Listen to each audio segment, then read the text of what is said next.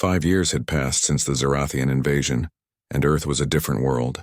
Sarah Mitchell walked through the rebuilt streets of Manhattan with her daughter Emma, now 13 years old.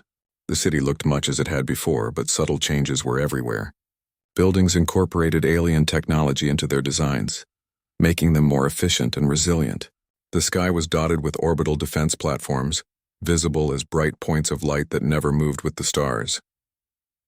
Emma had grown up in a world that knew it wasn't alone in the universe. Her generation learned about the Zarathian invasion in school, alongside history lessons about world wars and ancient civilizations. They practiced emergency drills for alien attacks the same way previous generations had practiced for nuclear strikes. It had changed them, made them more aware, more unified. "Mom, do you think they'll come back?" Emma asked as they passed a memorial wall listing names of the dead from Mumbai. Sarah squeezed her daughter's hand. "Maybe. But if they do, we'll be ready." Dr. James Harrison stood in the command center of Orbital Station Unity, humanity's first permanent space settlement. The station orbited Earth at the location where the Zarathian ships had first appeared, serving as both a research facility and a military outpost. From here, powerful sensors watched the approaches to Earth, ready to detect any threats long before they arrived. Priya Sharma worked beside him, older now, but still driven by the same fierce determination. Together, they had unlocked many secrets of Zarathian technology. Humanity now possessed energy shields, though not as powerful as the originals.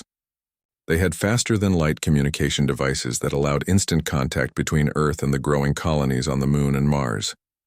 Most importantly, they had weapons that could hurt ships like the Zarathians. "We detected another signal," Priya said, pulling up a display. "Same pattern as the others. Someone's broadcasting on the frequency we found in the Zarathian databases." Harrison felt his pulse quicken. For 3 years, they had been sending messages into space using the alien communication technology. Messages of warning about the Zarathian Empire, offers of alliance, requests for knowledge. And slowly responses had begun to arrive. "Where's it coming from?" 30 light-years away. A star system called Kepler 442. The message is simple. "We received your warning. We survived too.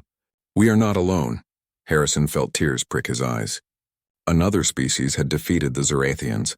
Somewhere out there, other beings celebrated their survival just as humanity did. "Send a response. Tell them Earth stands with them." General Marcus Webb had retired from active military service but remained as an advisor to the United Earth Defense Force. He visited memorials often, honoring the soldiers who had died fighting the invasion. Today he stood at the monument in Africa, where 10,000 names were carved into black stone, commemorating those who had fallen in the final battle. General Adeyemi stood beside him, older and grayer but still strong. "We did something impossible," Adeyemi said quietly. "We united the world." "For a while," Webb replied. "Old tensions are coming back. Not like before, but enough to worry me." It was true. The unity forged in the invasion's heat had lasted years, but human nature was reasserting itself. Nations disagreed about how to use alien technology, about how much to militarize space, about how to allocate resources for defense versus social programs. The United Earth Council still existed, but its meetings were becoming more contentious. "The trick," Adeyemi said, "is to remember what we learned, that we're stronger together than apart, that our differences are smaller than what unites us." Kenji Yamamoto had become the director of the Global Early Warning System, coordinating sensor networks across Earth and in space. His son was now preparing for university, interested in xenobiology like Dr. Harrison. The invasion had defined his generation's dreams and ambitions. Kenji reviewed the latest intelligence reports with concern. 3 more Zarathian ships had been detected entering nearby star systems. They were damaged, possibly the survivors from Earth's battle, but they were still moving, still operational. And if they reported back to their empire, he sent the information to the Defense Council with a recommendation. Humanity needed to expand its defenses beyond Earth. They needed bases on the outer planets, sensor stations throughout the solar system. They needed to be ready to fight far from home. Sarah had become a teacher, working with children who had been traumatized by the invasion. Many had lost parents or entire families in the massacres.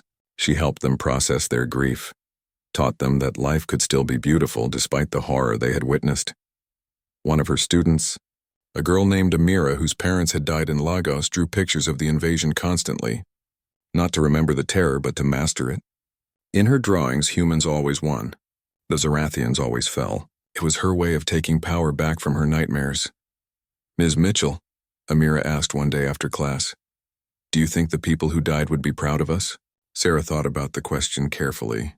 "I think they would be proud that we survived, that we fought back, that we built something better from the ashes, and I think they would want us to live fully, to be happy, to make their sacrifice mean something." The empty cities had become controversial. Some wanted to rebuild them, repopulate them, reclaim the spaces the Zarathians had stolen. Others argued they should remain as memorials, untouched monuments to the dead. Compromises were being reached. Portions of each city preserved as historical sites, other areas carefully redeveloped. Mumbai had the largest memorial complex. 17 million names carved in stone, arranged in spirals that could be seen from space. People came from around the world to walk among the names to remember. Sarah took Emma there on the 5th anniversary of the invasion, finding the names of people they had never known, but whose deaths had changed everything. Dr. Harrison made another breakthrough studying the Zarathian databases. He found evidence of a pattern. The Zarathians targeted worlds showing signs of advanced development, planets on the verge of becoming spacefaring. Earth had been attacked precisely because humanity was beginning to reach beyond its planet. They're afraid, Harrison realized. Every species they've conquered, they hit them at this exact stage of development. Before they become too powerful to subjugate easily, the Zarathians aren't invincible conquerors. They're bullies who pick on the weak. The revelation changed humanity's strategic thinking. If the Zarathians only attacked developing species, then the key to security was to develop faster than they could respond, to become strong enough that even the Empire would think twice about attacking. The space program expanded dramatically. Colonies on Mars grew from scientific outposts to genuine settlements. Mining operations in the asteroid belt extracted resources for building more ships, more stations, more defenses. Within a generation, humanity hoped to have a presence throughout the solar system. Captain Lisa Chen's wife had remarried, finding love again after years of mourning. She remained active in veterans organizations and spoke often about her first wife's sacrifice. "Lisa died so others could live," she would say. "The best way to honor her is to live well, live fully, and never forget what she fought for." Sarah attended one of these speeches and felt moved by the woman's strength. Loss didn't have to define you, she realized. It could transform you, make you stronger, more compassionate. The United Earth Council passed the Protection Act, a law requiring all nations to contribute to planetary defense. It was controversial, expensive, and necessary. Some argued the money should go to rebuilding, to social programs, to helping the survivors. But others pointed out that none of that would matter if the Zarathians returned and found Earth defenseless. A compromise was reached. Equal investment in defense and recovery. The resources from asteroid mining helped make this possible, providing wealth that would have been unimaginable before the invasion.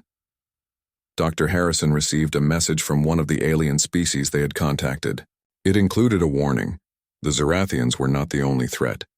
There were other empires, other dangers in the galaxy, some worse than the Zarathians. Humanity needed allies, but they also needed to be very careful about who they trusted.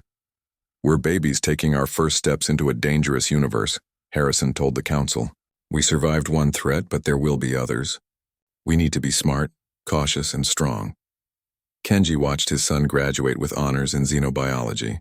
The young man wanted to join Harrison's team, studying alien technology and biology. It filled Kenji with pride and fear in equal measure. His son would be on the front lines of humanity's exploration of the cosmos, facing dangers Kenji could barely imagine. "Be careful," he told his son. "Remember what the Zarathians taught us. The universe is not safe. But also remember that we can survive anything if we're willing to fight for it." Emma asked her mother if she could join the Space Force when she was old enough. Sarah's first instinct was to say no, to keep her daughter safe on Earth.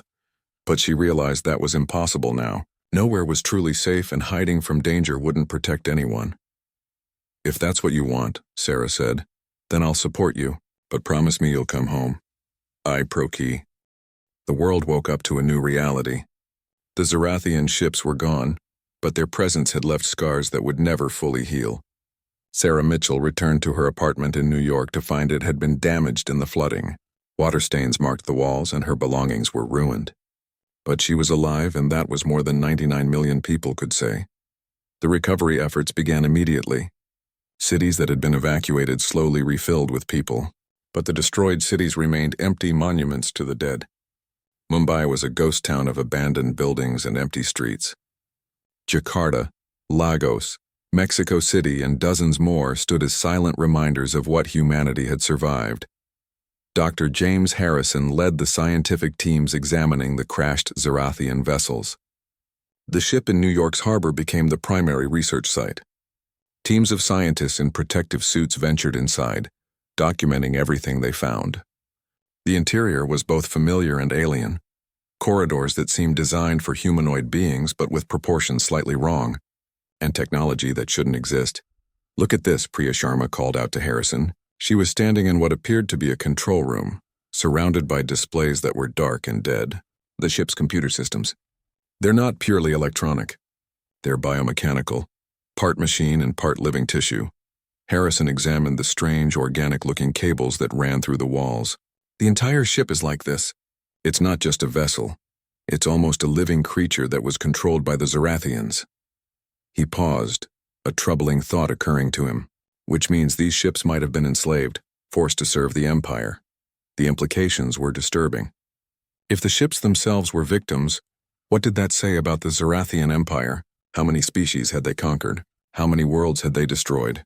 General Marcus Webb visited the crash site, walking through the alien corridors with a mix of curiosity and lingering anger. The ship was massive, easily the size of a small city. Thousands of Zarathians must have crewed it, but they had found no bodies. The Prometheus virus had been thorough. "Do we know anything about where they came from?" Webb asked Harrison. "We found what we think is a navigation system," Harrison replied. "It's going to take years to decode, but preliminary analysis suggests their empire spans hundreds of star systems. Earth was just another target in a long list of conquests." Webb felt a chill. "Then they'll come back. Maybe not tomorrow or next year, but eventually they'll return with more ships." "Probably," Harrison agreed, "which is why we need to learn everything we can from these wrecks. We need to prepare." Kenji Yamamoto had returned to Tokyo, reuniting with his family in their damaged but standing home. His son hugged him tightly and his wife cried with relief. But Kenji couldn't fully relax. The threat was gone for now, but Webb was right. The Zarathians would return, and next time they would be ready for Prometheus. The global government, which had formed during the crisis, decided to make itself permanent. The United Earth Council was established, with representatives from every nation. Old borders and conflicts didn't disappear, but they mattered less now. Humanity had learned what it could accomplish when united, and no one wanted to return to the old way of constant division. Sarah joined the reconstruction efforts in Manhattan. The flood damage was extensive, and it would take years to fully repair. But there was hope in the work. People came together, neighbors helping neighbors, strangers becoming friends through shared labor. The tragedy had broken something in humanity, but it had also revealed a strength that many had forgotten existed. One day, while clearing debris near the harbor, Sarah found a child's backpack buried in the mud. Inside were school supplies and a photo of a smiling family. She recognized the landmarks in the background, Mumbai. This backpack had belonged to someone who no longer existed, someone who had been erased from reality in the first demonstration. She carefully cleaned the photo and added it to a growing collection at the memorial site being built in Central Park. Millions of photos, belongings and memories left behind by the dead were being gathered there. It was becoming a place of pilgrimage where people came to mourn and remember. Dr. Harrison made a breakthrough in the alien technology. Inside one of the ship's computer cores, they found something incredible. A database containing information about dozens of conquered worlds. Species humanity had never imagined. Civilizations that had risen and fallen under Zarathian rule. Earth wasn't the first to resist, but it was the first to win. "This is remarkable," Harrison told the United Earth Council during a presentation. "We're looking at a library of alien knowledge. Mathematics, physics, biology from multiple species. If we can understand even a fraction of this, it could advance human science by centuries. But there was darker information too. Records of genocide, of worlds sterilized because their inhabitants refused to submit. The Zarathians kept detailed accounts of their atrocities, perhaps as trophies or warnings. Reading through them, Harrison felt sick. Billions of beings across the galaxy had died to the same purple energy that had killed 99 million humans. "We need to warn others," a council member suggested. "If there are other species out there resisting the Zarathians, they should know about Prometheus. And if there aren't any left to warn?" Another asked grimly. "What if we're the only ones who survived?" The question hung in the air unanswered. Captain Lisa Chen became a global hero posthumously. Her sacrifice destroying the last Zarathian ship was memorialized in every nation. Statues were erected, schools were named after her, and her story was taught to children as an example of courage. Her wife accepted the honors with quiet dignity, though the pain of her loss was evident in her eyes. The memorial service for all the fallen was held simultaneously around the world. Every nation observed a moment of silence lasting 99 seconds, one for each million lost. Sarah stood in the crowd in Central Park, surrounded by thousands of others, and when the silence ended, the sound of so many people crying together was overwhelming. But there were also celebrations. Humanity had survived. Against impossible odds with primitive weapons and improvised plans, they had defeated a galactic empire. Street parties erupted in cities worldwide. People danced and sang and held each other close, grateful to be alive. Kenji attended Japan's victory celebration but found he couldn't share in the joy completely. Too many faces were missing. Too many empty chairs at dinner tables. Victory had come at a price that would take generations to process. The wreckage of the Zarathian ships was being salvaged carefully. The technology inside was beyond anything humanity had created, and scientists were eager to study and reverse engineer it. Advances in energy production, medicine, materials science all seemed possible if they could understand how the alien technology worked. But General Webb insisted on strict security protocols. "This technology was used to commit genocide, Lau," he reminded the council. "We need to be very careful about how we use it. The last thing we need is for humans to turn these weapons on each other." Dr. Harrison agreed. A new organization was created, the Defense and Technology Commission, tasked with studying alien technology while ensuring it was used responsibly. Harrison was appointed as its director, with representatives from every nation serving under him. Sarah eventually made contact with her ex-husband, who had survived the chaos in London. Their conversation was awkward but genuine. They talked about Emma, about their fears during the invasion, about how close they had all come to extinction. "I think we should try to co-parent better," he said. "Life's too short for old grudges," Sarah agreed. The invasion had put everything in perspective. Petty conflicts and old resentments seemed meaningless now. What mattered was family, community, survival. The 3 Zarathian ships that had escaped into space were tracked as far as the orbit of Mars before they disappeared. Whether they had died in the void or made it back to their empire was unknown. But Earth prepared for their return. New weapons were developed based on Zarathian technology. Space defense platforms were constructed in orbit. The planet that had once been divided now stood united and armed. Dr. Harrison found something else in the alien databases that gave him hope. Evidence of other species who had resisted the Zarathians successfully, at least for a time. Humanity wasn't alone in the galaxy. Somewhere out there, others were fighting the same fight. "We should try to contact them," Priya suggested. "Form alliances, share knowledge." "Agreed," Harrison said. "But carefully. We don't know who's friend or foe out there. For all we know, there are empires worse than the Zarathians." The thought was sobering but also exciting. Humanity had taken its first steps into a larger universe. They had proven themselves capable of defending their world. Now it was time to explore what else was out there. Sarah stood in her repaired apartment looking out at the recovering city. The Zarathian ship had been removed from the harbor, towed out to sea and scuttled in deep water. New York was healing slowly but surely, and so was she. She video-called Emma, who was finally coming home from Montana. Her daughter's face filled. The Zarathian ship over New York fell from the sky like a dying god. Sarah Mitchell ran through the empty streets, her lungs burning as the massive vessel descended in a slow, terrible arc. Behind her, other volunteers scattered in every direction. The ship was heading for the harbor, but its size was so enormous that the impact would devastate half of Manhattan. The crash was beyond anything Sarah had imagined. The ship hit the water with a force that registered as an earthquake. A wall of water rose up, a tsunami that swept across lower Manhattan, flooding streets and smashing through buildings. Sarah had made it to higher ground, clutching a lamppost as the water rushed past below her, carrying cars and debris in a churning brown flood. When the water finally receded, she looked toward the harbor. The Zarathian ship lay half submerged, its once gleaming hull cracked and smoking. It was dead. Humanity had killed its first alien vessel. Around the world, similar scenes played out.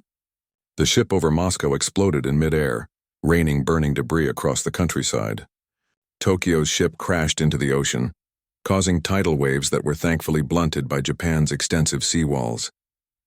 London's ship landed in the Thames, and Paris's ship came down in the suburbs, crushing buildings but miraculously avoiding the city center. But not all the ships were destroyed.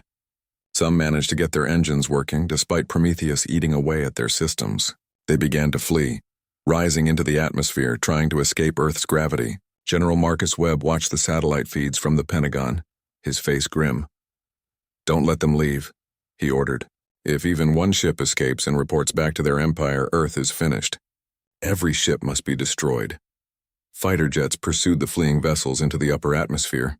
Modern combat aircraft pushed to their absolute limits, pilots pulling G-forces that left them on the edge of consciousness. Captain Lisa Chen was among them, her jet screaming through the thin air as she chased a Zarathian ship trying to reach orbit. "Target locked," she said into her radio, her voice strained. Her hands were steady on the controls despite the crushing force pressing her into her seat. Fox 2, Fox 2, the missile launched, trailing fire as it climbed toward the fleeing ship. It struck the vessel's damaged propulsion system, and the resulting explosion was visible from the ground. The ship broke apart, pieces burning as they fell back to Earth. Lisa allowed herself a moment of fierce satisfaction. For her wife, for Sol, for every person the Zarathians had murdered. "That's one for Earth," she whispered. Dr. James Harrison monitored the battle from Geneva, watching data streams from sensors around the globe. Prometheus was working better than they had dared hope.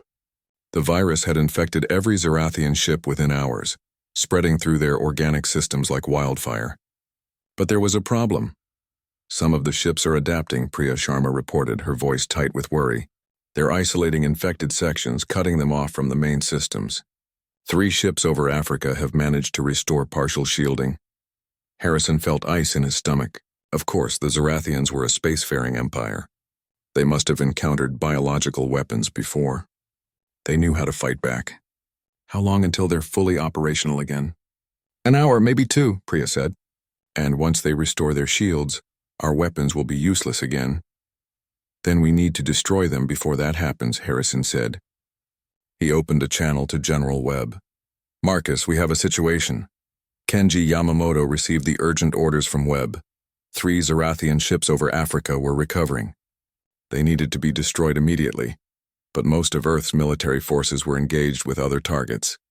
Japan's missile reserves were depleted. Europe's air forces were scattered.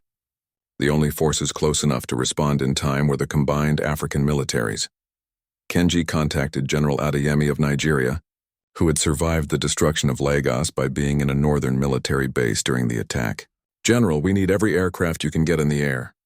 Every missile you can launch. We cannot let those ships recover." Adeyemi's voice was raw with grief and rage. "My entire family was in Lagos, Yamamoto. Every single person I loved. You don't need to convince me to fight." The African response was immediate and overwhelming. Nations that had been plagued by conflict for decades united in perfect coordination. Jets from Nigeria, South Africa, Egypt, Kenya, and a dozen other countries converged on the 3 surviving ships. Ground-based missiles launched in waves. It was everything these nations had, thrown at the enemy without hesitation or reserve. Sarah made her way through the flooded streets of Manhattan, helping pull survivors from damaged buildings. The Zarathian ship in the harbor was still burning, and the smell of the smoke was wrong somehow, chemical and organic at the same time. Emergency workers in hazmat suits were trying to secure the area, worried about biological contamination from the alien vessel. "We need everyone back," a firefighter shouted. "The ship could still have weapons systems active." But Sarah didn't retreat. She couldn't. There were people trapped in the buildings near the harbor, and every moment counted. She joined a group of volunteers pushing into a collapsed apartment building, calling out for survivors. They found a family of 4 in a basement, frightened but alive. As Sarah helped carry a child out, she looked up at the burning alien ship. They had done this. Humanity had fought back and won. The thought filled her with a fierce pride that surprised her with its intensity. The battle over Africa reached its climax. The 3 Zarathian ships were fighting back now, their weapons systems partially restored. Purple energy lanced down from the sky, erasing entire military bases. Thousands of soldiers vanished in seconds. But the African forces didn't retreat. They kept coming, wave after wave, accepting terrible losses to bring down the enemy. One ship fell, its hull breached by concentrated missile fire. Then the second, torn apart by a suicidal ramming attack from an Egyptian pilot who had lost everything in the initial massacre. The third ship tried to flee, but South African anti-air defenses caught it as it climbed. The vessel exploded in a fireball that lit up the African sky. General Adeyemi watched the last ship fall and felt tears on his face. They had won, but the cost was devastating. 10,000 soldiers lost in the battle. But they had prevented those ships from recovering and possibly saved billions. Dr. Harrison received the reports from around the world. Of the 62 Zarathian ships that had invaded Earth, 58 were destroyed. 3 had escaped into space, badly damaged and leaking atmosphere. 1 remained unaccounted for. "Where's the last ship?" Webb demanded. Harrison pulled up satellite data. "It's in the Indian Ocean. It went down during the initial bombardment, but our sensors are still picking up active systems. It's underwater, possibly intact. Can it survive down there? Unknown. But if it can, and if it manages to repair itself..." Harrison didn't need to finish the sentence. 1 ship with restored shields could start the massacre all over again. Webb made the decision immediately. "We drop everything we have on that location. Nuclear weapons, conventional weapons, the works. I want that ocean floor turned into glass." Kenji coordinated the strike. Submarines from multiple navies moved into position around the coordinates. Strategic bombers flew toward the target from bases around the Indian Ocean. This would be the largest concentration of firepower humanity had ever assembled against a single target. Sarah heard about the plan over the emergency radio network, the final Zarathian ship. If they could destroy it, the invasion would be over. If they failed, it could all start again. She looked at the people around her, the survivors and rescuers working together in the flooded streets of New York, and felt a strange sense of connection. They were all fighting the same battle, just in different ways. The submarines launched their missiles. The bombers released their payloads. Dozens of weapons converged on the location of the underwater ship. The ocean's surface erupted in a series of massive explosions, sending columns of water hundreds of feet into the air. For a moment, nothing happened. Then a purple glow appeared beneath the water, growing brighter. The Zarathian ship was rising, its shields restored, its weapons charging. They had failed. The virus hadn't been enough. Captain Lisa Chen was circling overhead in her jet, low on fuel but unwilling to leave. She saw the ship emerging from the ocean and made a split-second decision. "This is Chen to command. I'm going in." "Negative, Chen. Your weapons are depleted." "I still have my aircraft," she replied calmly. She angled her jet into a steep dive, pointing directly at the emerging ship. Her hands were steady on the controls. She thought of her wife one last time. For Earth. The jet struck the ship just as it breached the surface, slamming into the section where the shields were weakest. The explosion was relatively small, but it was enough. The ship's damaged systems, already strained by Prometheus and the earlier bombardment, finally failed. The vessel began to list, water pouring into the breach. Kenji watched the satellite feed as the Zarathian ship sank back into the ocean, this time for good. Captain Chen's sacrifice had ended the invasion. He said a prayer for her, for all the fallen. The underground bunker beneath Geneva had become the nerve center of humanity's resistance. Dr. James Harrison stood before a holographic display showing the Zarathian ships positioned around the globe. Red dots marked the cities that had been destroyed. Blue dots showed where humanity was concentrating its forces. There were far more red dots than blue, but the blue ones were growing. Priya Sharma rushed into the lab, her eyes wide with excitement. "We've got it," she said breathlessly. "The virus is stable. We've tested it on the organic samples we managed to collect from the Moscow incident. Harrison felt his heart race. After weeks of failures, they had finally created something that could hurt the Zarathians. Show me. The samples had come from debris the alien weapon had scattered across Moscow. Tiny fragments of biological material. Almost microscopic, but enough. Enough to reveal that the Zarathians were carbon-based life forms, similar to humans in their basic chemistry, but vastly different in structure. And where there was biology, there could be disease. The virus they had developed was humanity's most sophisticated creation. It combined elements of Earth's most aggressive pathogens with artificial components designed specifically to target the alien biology. They called it Prometheus after the Greek titan who stole fire from the gods. It seemed fitting. How do we deliver it? Harrison asked. The ship's shields were still impenetrable to most weapons. They needed a way to get the virus inside. General Marcus Webb had an answer.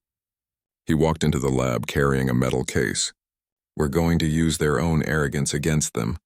The Zarathians think we're primitive, right? They think our weapons are useless, so we're going to send them a gift. Inside the case was what looked like an ancient satellite, the kind humans had launched into space decades ago. Crude, simple, clearly no threat. We'll launch 50 of these toward their ships, Webb explained. They'll ignore them as space junk, but each one carries a payload of Prometheus virus in aerosol form. When they get close enough, we trigger them. The virus spreads, infects the organic components of their ships, and their shields start to fail. It's risky, a Chinese general said. If even one ship survives and realizes what we've done, they could wipe out the entire planet in retaliation. They're already planning to do that, Webb replied coldly. We might as well die fighting. Kenji Yamamoto coordinated the satellite launches from Japan's Space Center. The rockets lifted off one by one, carrying humanity's hope disguised as garbage. The Zarathian ships didn't react. They floated silently in the sky, waiting for their deadline to pass so they could begin the next massacre. Sarah Mitchell had moved into emergency housing near one of the evacuation centers. New York was being slowly emptied, with millions of people streaming out to smaller towns and rural areas. The city felt like a ghost of itself with empty streets and shuttered businesses. But those who remained had purpose. They were the volunteers, the fighters, the ones who would stay until the last possible moment. She worked 18-hour days, helping coordinate supply lines and medical support. Her hands were rough from loading trucks, her back ached constantly, but she'd never felt more alive. Every box of supplies she moved was another small victory against the aliens who wanted to erase humanity. One evening, she met a man named Robert at the shelter. He was old, maybe 70, with military tattoos fading on his arms. I fought in Vietnam, he told her as they shared a meal of military rations. Thought that was the worst humanity could do to itself. Turns out I was wrong. The worst thing isn't what we do to each other. It's what we do when someone tries to exterminate us all. What do we do? Sarah asked. Robert smiled grimly. We fight like cornered animals. Because that's what we are now. And cornered animals are the most dangerous thing in the universe. Dr. Harrison barely slept anymore. The satellites were in position, orbiting slowly toward their targets. But he had discovered something else in his research. Something that made his blood run cold. The Zarathians weren't just invaders. They were colonizers. Analysis of their ship's energy signatures suggested they were terraforming vessels, designed to transform entire planets to suit their biology. They're not just going to kill us, he told General Webb during a private meeting. They're going to change Earth itself. The air, the water, the soil. They'll make it uninhabitable for any human survivors. Webb's jaw tightened. Then we need to make sure there are no Zarathian survivors to do it. The deadline approached. 72 hours became 48, then 24. The Zarathian commander appeared on screens again, its message simple. Last chance. Surrender or die. This time humanity answered. Every nation's leader appeared in a joint broadcast. The President of the United States spoke first. We reject your ultimatum. We reject your empire. We reject your right to exist on our world. The Russian premier followed. You have murdered nearly 100 million of our people. There will be a reckoning. The Chinese chairman. We are 7 billion strong. You will need to erase every single one of us. One by one, every leader on Earth delivered the same message. No surrender, no submission, only resistance. The Zarathian commander's face twisted with something that might have been anger. So be it. In 12 hours, 1 billion of you will cease to exist. Beginning with your capital cities. Washington, Moscow, Beijing, London, Paris, Tokyo, Berlin, Ottawa, Canberra, and 50 others. We will erase your leadership and your hope in a single strike. The broadcast ended. The world held its breath. 12 hours until the largest mass murder in history. Or 12 hours until the satellites reached their targets and released Prometheus. Sarah said goodbye to her daughter over a video call. Emma was crying, asking when Mommy would come to Montana. Sarah lied and said soon, knowing she might not survive the next day. But she also knew Emma would survive. That was what mattered. Kenji kissed his wife and son, tucking them into the deep bunker beneath Tokyo that would protect them if the Zorathians attacked. His wife begged him to stay with them, but he couldn't. His place was at the command center coordinating the counterattack. I love you, he told his son. Remember that no matter what happens. General Webb stood in the Pentagon's command center, surrounded by military leaders from every nation. The room was quiet, tense.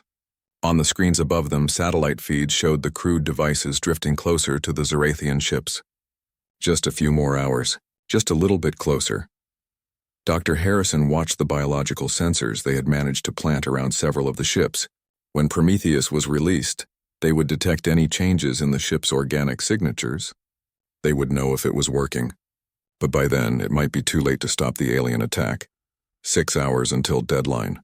The satellites were in position. Webb gave the order. Deploy Prometheus. 50 satellites exploded silently in space, releasing clouds of the virus. The aerosol spread, carried by solar wind and the vacuum of space drifting toward the massive alien vessels. It was invisible, undetectable, just microscopic particles that might save the world or do absolutely nothing. Sarah stood on a rooftop in New York, looking up at the ship that had hung over her city for weeks. Other volunteers stood with her. If this was the end, they would face it together, looking their executioners in the eye. The biological sensors started beeping. Dr. Harrison leaned forward, reading the data. The virus was making contact with the ships. It was penetrating the shields. And it was working. The organic components were beginning to break down slowly but measurably. How long until the shields fail? Webb demanded. 4 hours, Priya calculated. Maybe 5. But the Zorathians will notice before then. Their systems will alert them that something's wrong. Then we hit them the moment the shields drop, Webb said. Every weapon we have all at once, no holding back. 3 hours until deadline. The Zorathian ships began to glow. They were preparing their weapons early, sensing something was wrong. Their shields flickered, the first visible sign that Prometheus was working. But would it work fast enough? Kenji watched the ship over Tokyo begin to pulse with energy. His finger hovered over the launch button for Japan's entire missile arsenal. The same scene was playing out in military bunkers worldwide. Thousands of missiles armed and ready, waiting for the shields to fail. 2 hours until deadline. The Zorathian commander appeared on screens one last time. Its face was no longer calm. It looked confused, almost frightened. What have you done? It demanded. What weapon is this? Dr. Harrison had a microphone connected to the broadcast system. He spoke directly to the alien. It's called Prometheus. We gave you fire. Now burn. The shields collapsed, all of them, simultaneously across every Zorathian ship on Earth. For the first time since their arrival, the vessels were vulnerable. Fire. General Webb roared. The sky lit up with fire and fury. Thousands of missiles launched from every continent. Fighter jets scrambled, weapons blazing. Artillery opened up from the ground. Every weapon humanity possessed was unleashed in a single coordinated strike. The Zorathian ships tried to flee, their engines powering up. But they were slow, massive, and Prometheus had infected more than just their shields. Their propulsion systems were failing. The memorial services began within hours. Every nation that had lost a city held ceremonies for the dead who had left nothing behind. No bodies to bury, no ashes to scatter, just memories and empty spaces where millions had once lived. Sarah Mitchell attended a candlelight vigil in Central Park, standing among thousands of New Yorkers who knew they could be next. The silence was heavy, broken only by quiet sobs and the wind through the trees. But something else was happening in that silence. Sarah could feel it in the air, see it in people's faces. The tears were still there, but behind them was something harder, something angry. A woman next to her held a sign that read, "We will not go quietly." Others held similar messages. The mourning was real, but so was the defiance. Dr. James Harrison worked without sleep for 3 days straight, running on coffee and pure determination. He had assembled a team of the world's brightest minds: physicists, engineers, biologists, computer scientists, and even philosophers. They called themselves Task Force Omega, and their mission was simple and impossible: find a way to hurt the Zorathians. "We can't think like humans anymore," Harrison told his team during their first meeting. "Everything we know about warfare, about science, about survival, it's all based on human limitations. These aliens don't have those limitations, so we need to find theirs." A young physicist from India named Priya Sharma raised her hand. She had lost her entire family in Mumbai. Her eyes were red from crying, but her voice was steady. "The energy wave they used, it's not random. It's precise. It eliminates organic matter but leaves everything else intact. That means it's programmed, which means it has rules. And rules can be broken," Harrison said, feeling the first spark of hope in days. General Marcus Webb had transformed the Pentagon into a war room unlike any in history. This wasn't a war between nations, it was a war for the species. Every military on Earth had united under a single command structure. Russian generals worked alongside American ones. Chinese strategists collaborated with European ones. Old enemies set aside centuries of conflict because they had a common foe that made their past disputes seem petty and meaningless. "We're calling it Operation Alien," Webb announced to the assembled military leadership. "Our goal is simple: make these bastards regret the day they found Earth." A British admiral leaned forward. "With respect, General, our nukes bounced off their shields. What exactly do you propose we hit them with?" Webb's smile was cold. "Everything else. And if that doesn't work, we'll invent new things. Dr. Harrison's team is working on understanding their technology. Once we know how their shields work, we'll know how to break them." Kenji Yamamoto had been appointed as the coordinator for the Asian Pacific Defense Grid. His expertise in missile systems and strategic planning made him valuable, but more than that, his rage made him focused. Every time he looked at his son, he remembered the children who had been erased from existence. Every time his wife smiled, he thought of the families torn apart. The Zorathians had made a mistake showing mercy to Tokyo. They had left alive a man who would dedicate every moment to their destruction. Around the world, factories that had made cars now made weapons. Research labs that had studied medicine now studied alien technology. Every person on Earth who could contribute did. It wasn't about orders or patriotism anymore. It was about survival and revenge in equal measure. Sarah had joined a civilian volunteer group in New York. They were collecting supplies, organizing evacuation plans, and preparing for the worst. She had sent Emma even further away, to a small town in Montana where her cousin lived. It broke her heart to be separated from her daughter, but she'd rather Emma be alive and distant than close and in danger. During one of the volunteer meetings, a former soldier named Marcus stood up. "My son was in Jakarta," he said, his voice rough. "He was visiting his mother's family. He was only 12 years old."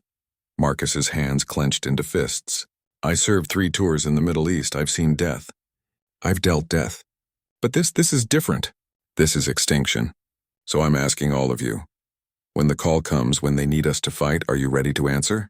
The room erupted in affirmation. Every hand raised. These were teachers, nurses, accountants, and store clerks. But they were also humans who had seen their species threatened. The warrior spirit that had allowed humanity to survive ice ages and predators and plagues was awakening. Dr. Harrison's breakthrough came on the 7th day. His team had been analyzing every piece of data they could get about the Zorathian ships: satellite images, radiation signatures, electromagnetic readings, even the psychological effects people reported feeling near them. Priya had discovered something incredible. "The ships are alive," she announced to the stunned team, "or at least partly biological. The energy signatures we're seeing aren't just machines. They're some kind of hybrid technology, combining organic and mechanical elements." Harrison felt his pulse quicken, which means they can be infected.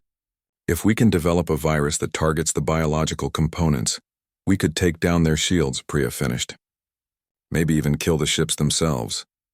The idea spread through Task Force Omega like wildfire. A biological weapon. It was risky, possibly impossible, but it was a chance. They began working on it immediately. gathering samples of Earth's most aggressive viruses and bacteria, looking for something that might affect alien biology. General Webb received the news with grim satisfaction. "How long until you have something we can use?" "Months," Harrison admitted. "Maybe longer. We're working blind here. We don't have samples of Zarathian biology to test against." "Then we'll get you samples," Webb said. His eyes were hard. One way or another, the plan was insane. A small team of pilots would fly directly at the Zarathian ships, provoking them to fire. The ship's weapons had been precise before, targeting only people. But if they were threatened directly, maybe they would respond differently. And in that response, maybe they would reveal something useful. Maybe they would even damage their own shields trying to destroy a human aircraft. 30 pilots volunteered. They knew it was a suicide mission. They didn't care. Among them was a woman named Captain Lisa Chen, whose wife had been in Seoul when it was hit. Lisa had nothing left to lose and everything to gain by hurting the enemy, even if it meant her own death. Kenji helped coordinate the attack from Tokyo. The target was the ship over Moscow, chosen because the Russian military had the most extensive anti-air defense network. If the plan went wrong, if the Zarathians decided to retaliate by destroying Moscow, at least the city had been largely evacuated. Sarah watched the news coverage from her apartment. Every channel showed the pilots preparing to launch. She didn't know any of them personally, but she felt connected to them. They were fighting for her daughter, for all the daughters and sons and families left on Earth. The jets took off at dawn. They flew in formation, 30 specks against the massive bulk of the Zarathian ship. As they approached, the familiar purple glow began to build on the ship's surface. The pilots didn't waver. They flew straight at it, firing missiles that they knew would do nothing, screaming defiance into their radios. The ship fired. But this time, it wasn't the precise energy wave that had erased cities.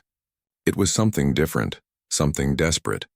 A blast of energy that actually pushed the jets back, damaged them but didn't erase them, and in that moment sensors around Moscow recorded everything. The shield had flickered. Just for a second, but it had flickered. 22 of the 30 pilots made it back. 8 were lost, their planes torn apart by the alien weapon.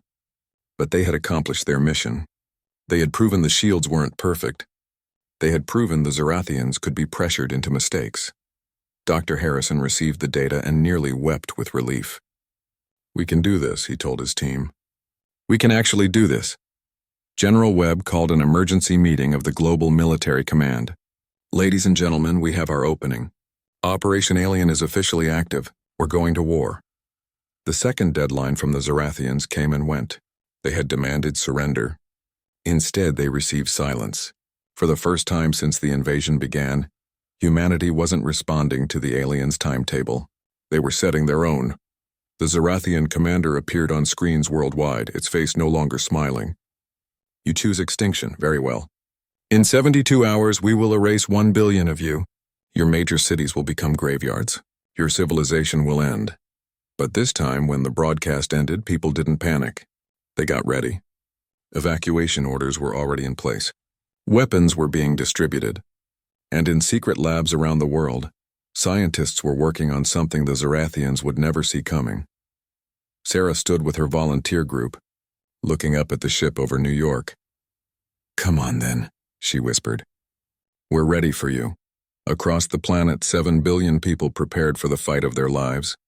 The Zarathians had wanted to demonstrate their power. Now humanity would demonstrate something else. The fury of a species that refused to die. The world didn't sleep that night. How could it? 17 million souls had been erased from existence in the span of a few seconds, and the Zarathian Empire had promised this was just the beginning. Sarah Mitchell sat in her dark apartment, her phone pressed to her ear as she listened to her mother's sobs. Emma was asking questions her grandmother couldn't answer. Why was Grandma crying? Where did all those people go? Would Daddy come home from his business trip? Sarah's ex-husband was in London. She had tried calling him 40 times. He wasn't answering. The ship over London sat there like a dark promise. By morning, the protests began. In Washington, thousands of people flooded the streets demanding their government do something. Anything. But what could they do? The president appeared on television, her face grave and exhausted. She spoke of unity and resistance, but her words felt hollow. How do you resist beings who can erase millions with the push of a button? Dr. James Harrison hadn't left the United Nations building. He stood in a room with the world's top scientists and military strategists, all of them looking at data that made no sense. The energy wave the Zarathians used didn't follow any known physics. It wasn't nuclear, wasn't electromagnetic, wasn't anything they could understand. It was like trying to fight magic with science. General Marcus Webb slammed his fist on the table. He was the head of the U.S. military space command, a man who had dedicated his life to defending his country. Now he felt powerless. "We have to hit them with everything we have," he growled. "Nuclear weapons, chemical weapons, biological weapons. We throw it all at those ships and see what sticks." "And if it doesn't work?" a Chinese general asked quietly. "If we attack and fail, they'll wipe out more cities. Maybe all of them." The room fell silent. That was the nightmare scenario. Humanity's last stand resulting in humanity's total extinction. Kenji Yamamoto stood on his balcony in Tokyo, watching the Zarathian ship hover over his city. His son was inside playing with toys, innocent and unafraid.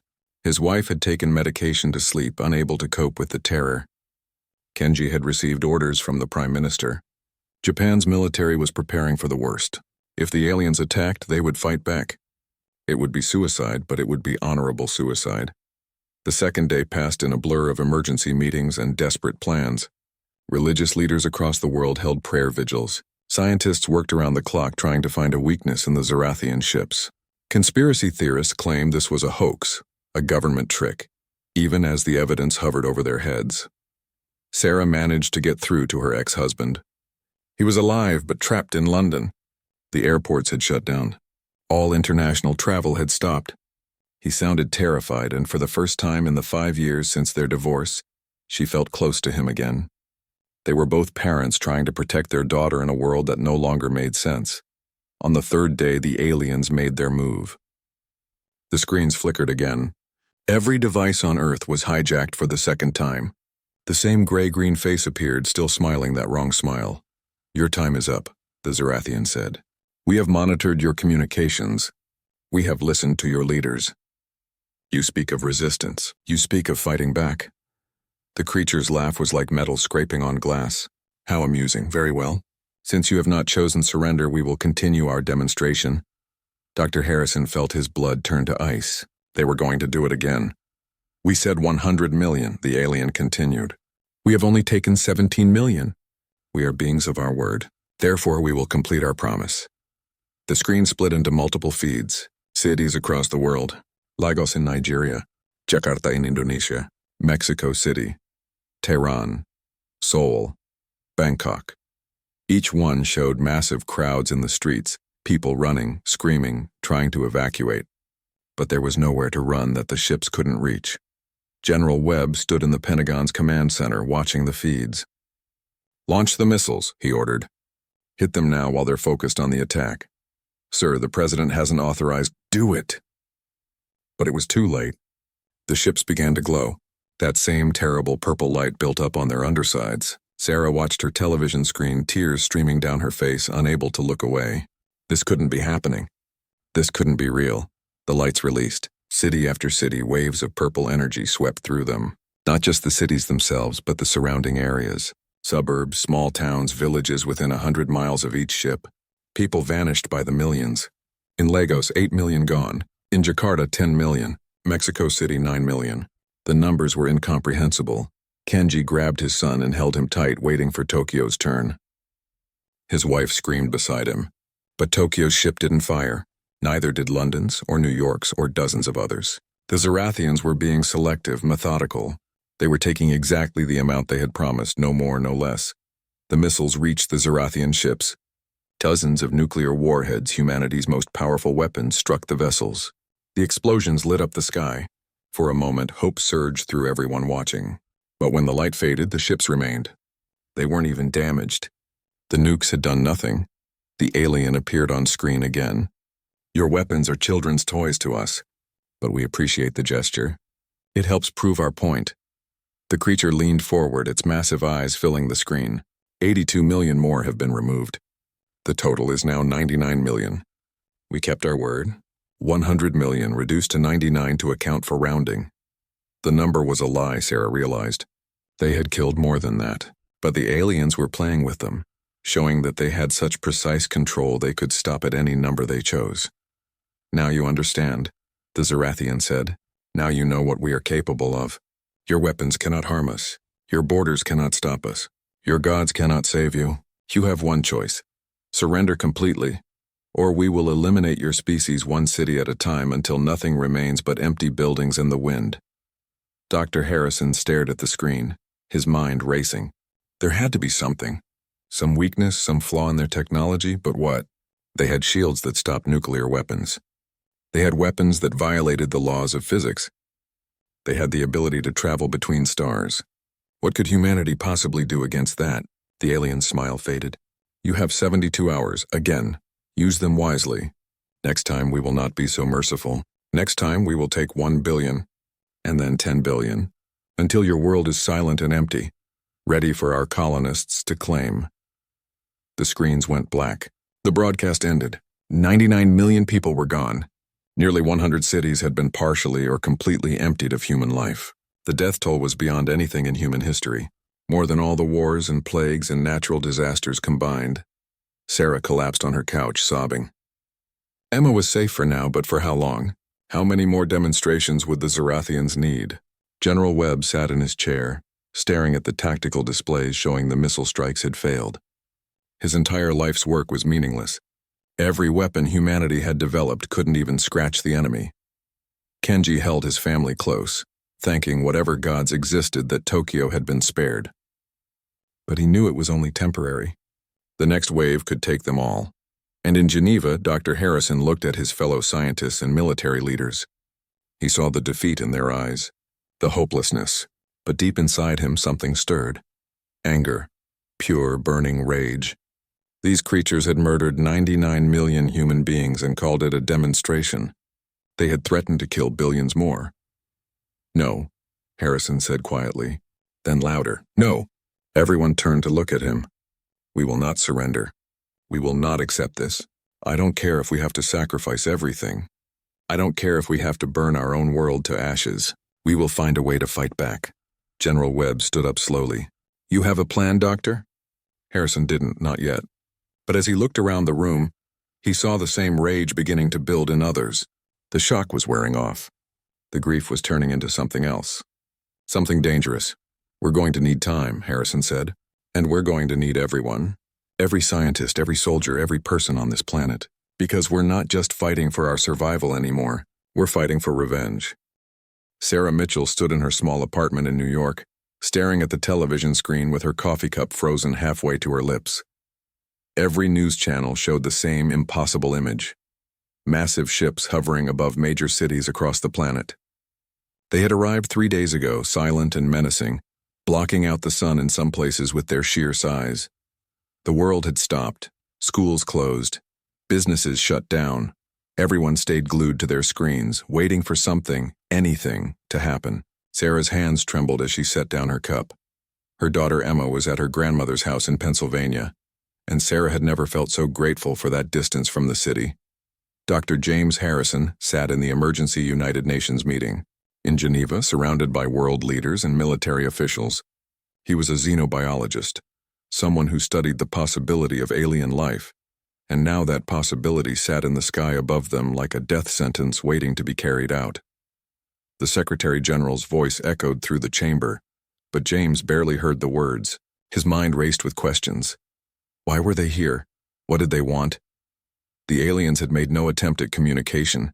They simply floated there, their ships dark and silent except for the occasional pulse of purple light that rippled across their surfaces. Some people had tried to approach the ships. Military jets had flown close only to be turned back by some invisible barrier. Anyone who got too close reported feeling an overwhelming sense of dread that forced them to retreat. In Tokyo, Kenji Yamamoto watched his young son sleep peacefully, unaware of the terror gripping the world. Kenji was a defense minister, and he had spent the last 72 hours in constant meetings. Every military power on Earth was on high alert, but no one knew what to do. How do you fight something you don't understand? How do you negotiate with something that won't speak? The breakthrough came on the 4th day. Every screen on Earth, every television, every computer monitor, every phone suddenly flickered and went black. Then a face appeared. It was humanoid, but wrong in ways that made people's skin crawl. The eyes were too large. The skin had a gray-green tint, and when it smiled, there were too many teeth. "People of Earth," the creature spoke in perfect English, though its mouth didn't quite match the words. Somehow, everyone heard it in their own language. "We are the Zarathian Empire. We have traveled across your galaxy, and we have found your world." Interesting. Sarah grabbed her phone, trying to call her mother, but the call wouldn't connect. Nothing worked except the broadcast. She was forced to watch along with billions of others. The alien continued, its voice calm and almost friendly. "We come with an offer. Join our empire, serve us willingly, and your species will survive. You will have a place in our domain. You will be protected, fed, and given purpose." Dr. Harrison felt ice in his veins. The way the creature said, "purpose," made it clear that humanity would not like what that purpose entailed. Around him, world leaders shifted uncomfortably in their seats. Some looked angry, others terrified. However, the alien's smile widened. "We understand that you may be hesitant. You may believe you have a choice. So we will demonstrate what resistance means. We will show you the cost of defiance." The screen changed. It showed a live feed of Mumbai, India. The streets were crowded with people looking up at the sky, at the ship hovering above them. Sarah's heart began to pound. Something terrible was about to happen. She could feel it in her bones. "We will eliminate 100 million of your population," the alien said, its voice still eerily calm. "Consider this a lesson. Consider this a demonstration of our power. And then, you will make your choice." The ship above Mumbai began to glow. A bright purple light built up along its underside, growing brighter and brighter. People in the streets started to run, screaming, pushing each other in panic. But there was nowhere to go. The light grew blinding. Kenji watched in horror, holding his sleeping son closer. He knew what was coming. They all knew. Dr. Harrison stood up from his chair, his mouth open but no words coming out. What could anyone say? What could anyone do? The light released. It wasn't an explosion. It was worse. A wave of purple energy swept down from the ship, covering the entire city in seconds. When it touched people, they simply ceased to exist. No blood, no bodies. Just gone. Erased from existence like they had never been there at all. Buildings remained standing. Cars sat empty in the streets. But every human being within the city limits vanished in an instant. The broadcast continued to show the empty streets of Mumbai. Clothes lay in piles where people had stood. Bags dropped on the sidewalk. A child's bicycle fell to the ground, its rider gone. The silence was deafening. Sarah collapsed to her knees, her hand over her mouth, tears streaming down her face. 17 million people. Gone.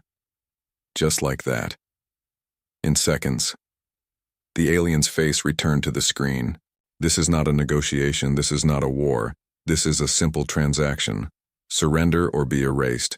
You have 72 hours to decide. Choose wisely. The screens went black. Power returned. Phones started working again. But nothing would ever be the same. The world had just learned that they were not alone in the universe, and their new neighbors were monsters.